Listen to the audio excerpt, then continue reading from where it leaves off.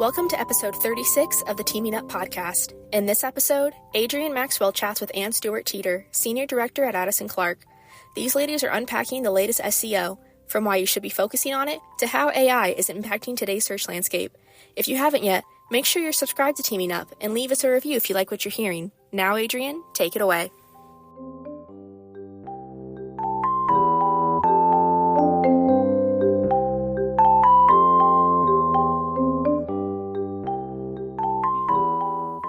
Welcome to the Teaming Up podcast. Today, we're joined by Anne-Stuart Teter, Senior Director at Addison Clark. Thanks so much for being here, Anne-Stuart. How are you? I'm good. How are you?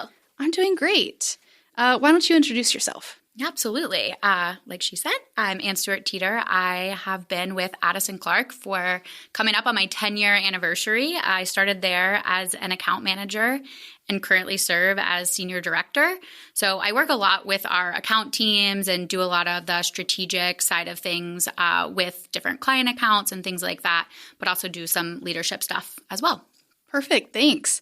And Addison Clark has been a longtime agency friend of ours, helping Hodges and our clients make sure that our websites are visible and attracting the right audience with search engine optimization. And with more than 8.5 billion searches happening every day on Google, having a refined search engine optimization strategy is so important. So I think the best way to start off would be with the basics. Can you just kind of kick us off with the core elements of SEO?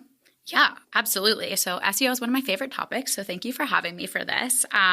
So SEO stands for search engine optimization. So basically, you are optimizing for various search engines, Google, Bing, etc.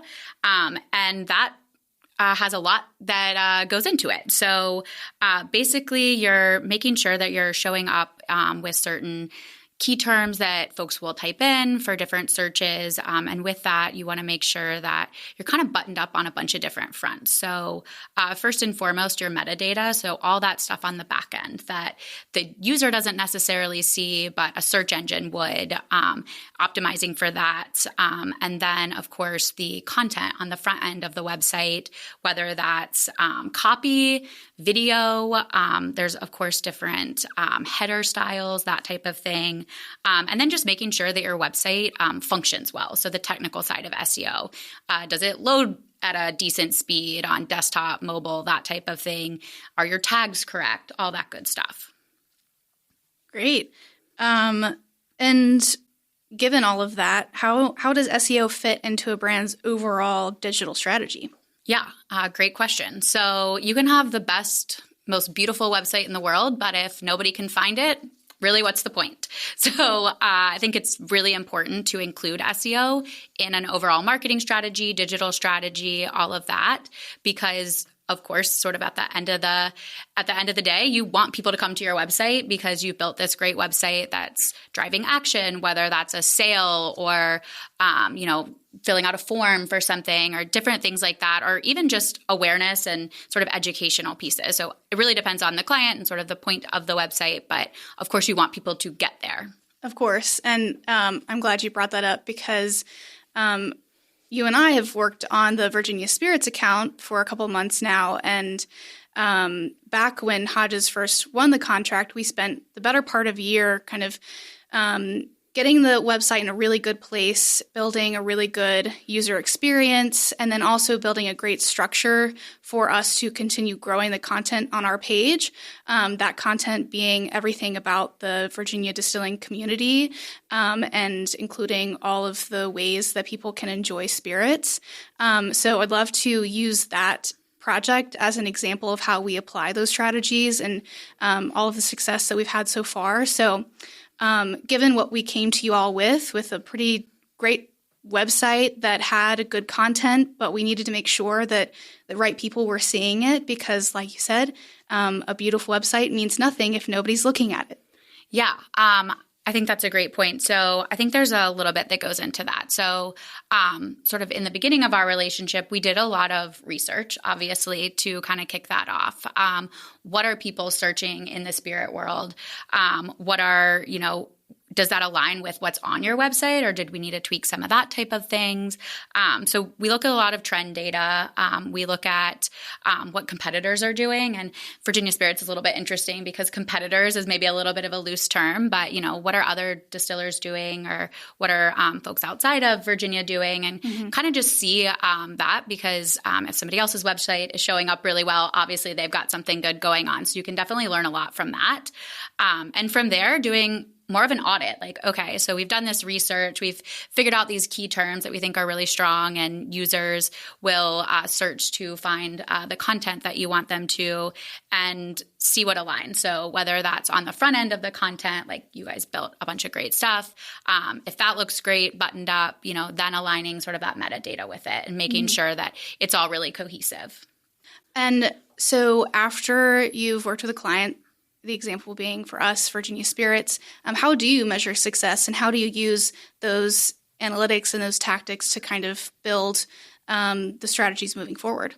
Yeah. So I think obviously measuring success is so important, and there's a bunch of different ways that we do it. So we're obviously sort of checking in on a very regular basis, daily, weekly, that type of thing.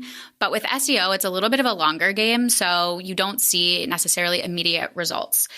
So making sure that you're measuring trend over time, I think, is super key. So we have a monthly meeting where we review Google Analytics, we review where the search terms are, and I think a key thing to remember here is SEO equals organic traffic. So the more that you can see that organic traffic grow, the more success you can see with your SEO. So in those meetings, we talk about what you guys are doing on the content side of things.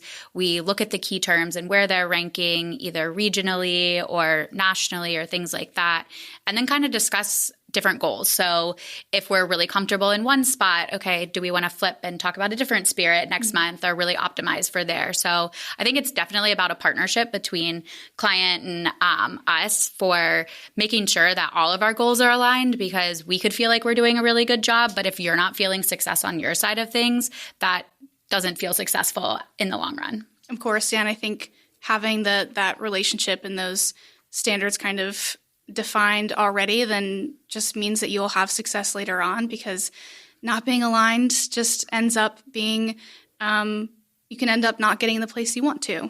Well, great. Thank you. So I think the biggest question on a lot of marketers' minds and on a lot of people's minds if they manage a brand or sell a product or service is, what is AI doing? How does this impact our work? And so my question to you is, how does AI, and specifically AI overviews, impact SEO?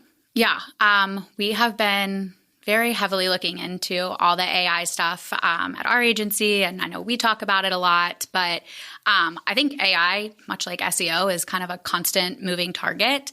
But what I think is really important is to kind of understand how AI plugs into the search engines. So, for example, you can get an answer from an AI bot, but you're not necessarily going to get a service or good. And I think a lot of the clients that we work with and who we work with together, I think that's really the type of client that we're working with. So they're not going to be able to get the Spirit passport, for example, that you guys have from an AI generated answer. So it's still really important to make sure that you have a great website and things like that. So I think that AI and sort of the SEO space can live in tandem, but a lot of our clients and you guys in particular aren't necessarily competing with those AI answers. So yes, they pop up at the top of the Google listing very often now, but it's not necessarily always giving that user exactly what they're looking for. It gives a quick summary, but generally the user will want to scroll down and actually find the actual website where they can interact with things, take those call to actions, that type of thing. Yeah, because past the AI overview, which, yes, it's at the top, but once you get down past that, it's still the same thing. There's still rankings. All of that content still matters to what people are clicking on. Yeah, for sure. And I think people are still kind of struggling with how to interact with AI and the trust level that they have and things like that, whereas tried and true websites are people have a little bit more comfortability with and have a little bit more trust in. So I think people are absolutely still interacting with real websites and not necessarily fully counting on AI. For sure.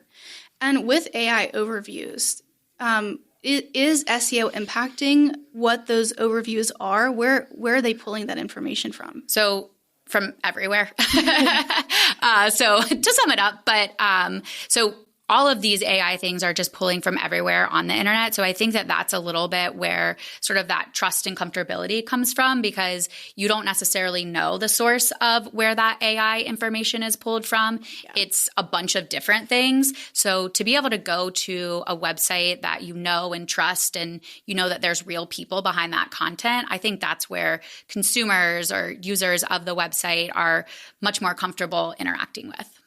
For sure. Any other SEO trends to note?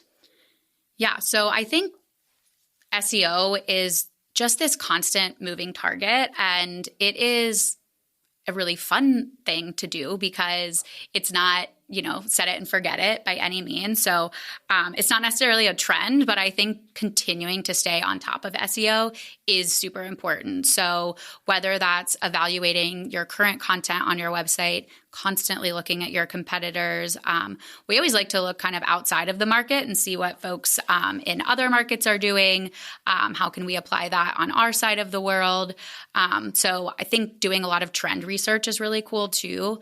I think sometimes we also like to experiment with different tools. We've kind of got our tried and true stuff, but all right, there's this new tool out there, AI, for example, ChatGPT, I think is something that we've started to use a little bit of okay, like what would ChatGPT spit out for this SEO? So I'm constantly reading articles, watching webinars, that type of thing. So just kind of testing things, but also at the same time, not necessarily jumping on this like bright new shiny object, because we really want to vet that type of thing and make sure that it's trusted and we can utilize it for good, and it's not necessarily just a waste of time.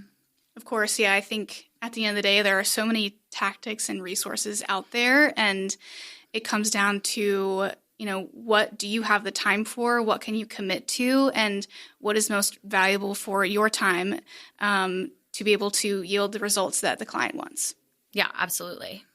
So funny enough, and whether you could believe it or not, Hodges was not really working on SEO for a number of years.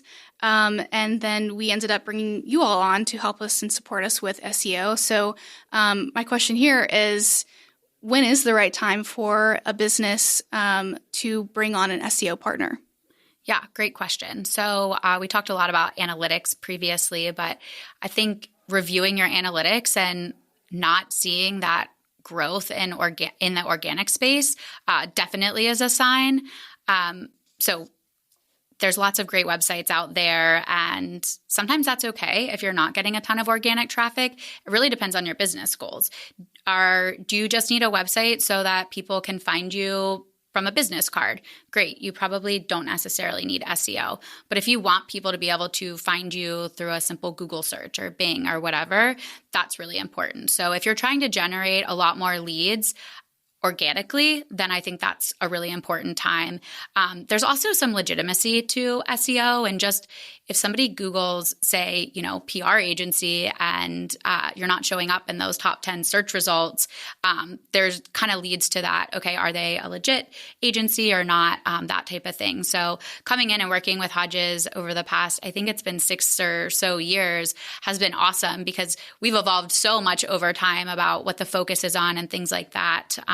And really establishing sort of those core keywords, but then we've been able to branch out a little bit into some other things. So that evolution's been pretty cool.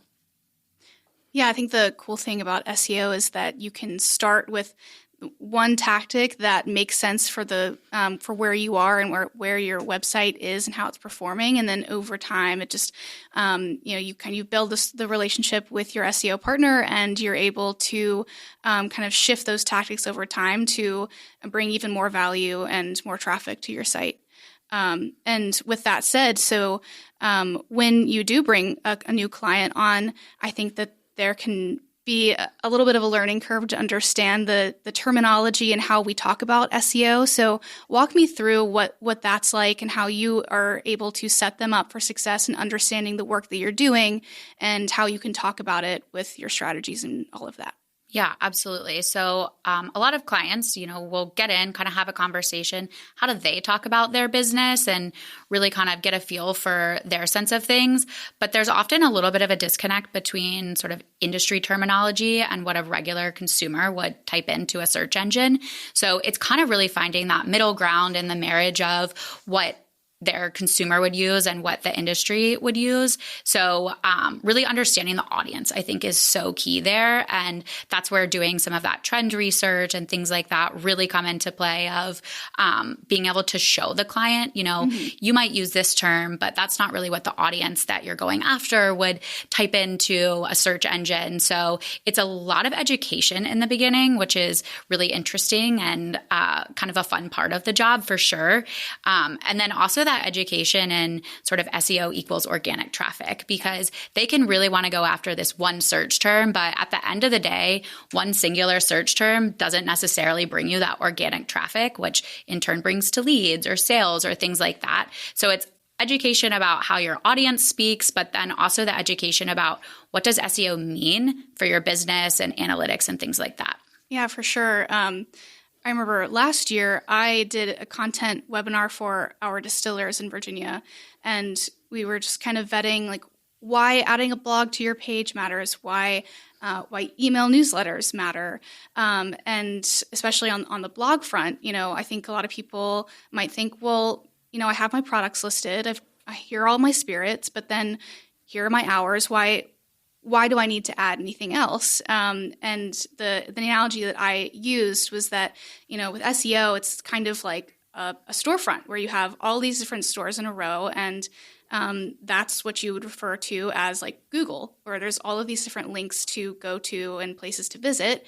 But then the way that somebody figures out where they want to go to, what store they want to see, is by the signs on the front, which are the keywords that people are using, like if it was, let's say, a bakery and it had the keywords for we have muffins and sourdough and et cetera. And I think that analogy kind of helped them understand why SEO is important and why investing in the content on your website helps people find you other than just the hours, because you hope that content, that blog you wrote about the experiences that somebody can have with your product or at your business leads them to the website, which then leads them to seeing the hours that they can then use that and visit your storefront. I really like that analogy. I'm probably going to steal it. Good. And now I want some bread. But yeah. Me too. I think that's a great way to think about it. And kind of going back to sort of talking to your audience, like it's so hard to explain SEO to clients because it's just this really unknown thing. And unlike, say, like a social media post, they can't necessarily see you doing SEO work. So there's a lot of trust that has to go into it. So building those relationships and partnerships is so key there, and sort of that education piece in the beginning too, because it's just such an unknown, vast space that really most people don't understand. They just know that they need it. Like they don't necessarily understand all the nitty-gritty concept of SEO, but they know it's something they need. They know they need their website to show up on a Google, a Bing, et cetera.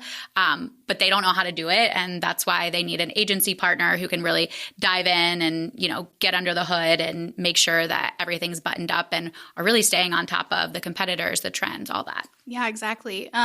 So when you do talk about SEO and vetting the work that you do, are there any specific examples or projects that you love to kind of talk about and brag about? So I think some of the most fulfilling projects are when stuff just isn't great and you really, really dive into – I love doing the competitive research. So, okay, why on earth is this competitor over here that maybe doesn't have a website that's any better than yours? Why are they ranking so much better than you? So doing that competitive research is so fulfilling. And I am a huge data nerd. So putting in my headphones, making spreadsheets, that's really fulfilling. And then being able to bring that to the client, like, here's what we found. And then having them legitimize some of the information because, they're the industry experts on their space. So, okay, here's the clients that we found in this space that seem to be your competitors, but what do you actually think? And then they can be like, yes. Oh, that one's really interesting. So where I think that really becomes cool is kind of having this dialogue with the client, like, oh, they weren't even on our radar. Okay, maybe they should be. So this SEO research project has now turned into a little bit of business education for the client too, of maybe we should be paying attention to them, or no, that's really not somebody that we need to pay attention to, even though they portray themselves on the website this way, they're not really that way. But it all kind of just goes back to that relationship piece of things of, all right, we've done our research on our end, but bringing it to the client and being able to sort of present everything we found and diving into their business strategy and sort of what that looks like is so fulfilling. And then obviously solving some of the SEO issues on that. Yeah, I think aside from the competitive research, something that I find fascinating about SEO is just understanding user intent and understanding what people are searching, because I think sometimes a business can kind of get in their head of like, well, this is what I offer people and this is what they want. But in reality, you might realize through that research that what people are searching for is completely different than what you imagine. And I think that's a really great tool to understand not only how you optimize your website and your content, but also how you talk about the services that you offer. And I think that messaging just goes across the board to all different marketing tactics, especially social media, for example. Yeah, I think we have a lot of clients who have particular values or missions that they follow, and they feel so strongly about them. And we obviously appreciate that, but does that actually resonate with a user? Or maybe sometimes it's just table stakes, like quick customer service, like everybody claims to have it. Most people do. So is that going to be that sort of core value that sets you apart from a competitor? Or is there something else that we could harp on or highlight on a website that sets you apart? So while that's not necessarily keyword research for SEO, I think it all kind of goes into that user experience. Yeah, for sure. Well, thank you so much. This was great. I appreciate you sharing your insight. Yeah, absolutely. Thanks for having me. Of course.